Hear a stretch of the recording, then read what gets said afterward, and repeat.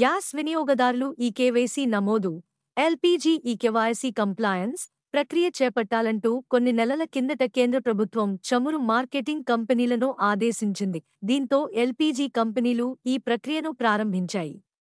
అయితే గ్యాస్ ఏజెన్సీల వద్ద మాత్రమే ఈ కేవైసీని నమోదు చేయాలని కొన్ని కంపెనీలు పట్టుబడుతుండటంతో ప్రజలు ఇబ్బందులు పడుతున్నారు.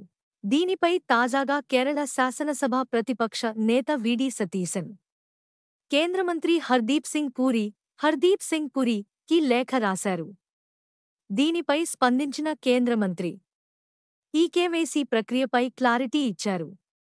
అంతేగాక దీని నమోదుకు ఎలాంటి తుది గడువు విధించలేదని స్పష్టం చేశారు.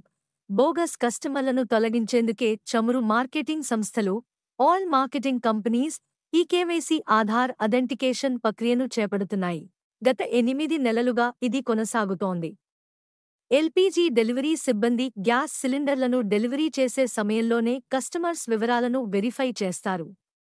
వారి మొబైల్ ఫోన్లలోని యాప్తో వినియోగదారుల ఆధార్ వివరాలను నమోదు చేసుకుని ఈ ప్రక్రియను పూర్తి చేస్తారు.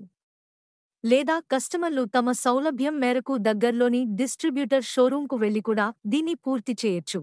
దీంతో పాటు చమురు మార్కెటింగ్ సంస్థల యాప్లను ఇన్స్టాల్ చేసుకుని సొంతంగా కేవైసీ అప్డేట్ చేసుకోవచ్చు అని కేంద్ర మంత్రి వివరించారు.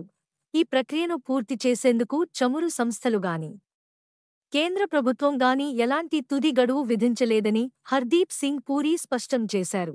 ఎల్పీజీ ఏజెన్సీల్లోనే ఖచ్చితంగా ఈ కేవైసీ నమోదు చేయాలనే నిబంధనేదీ లేదని వెల్లడించారు.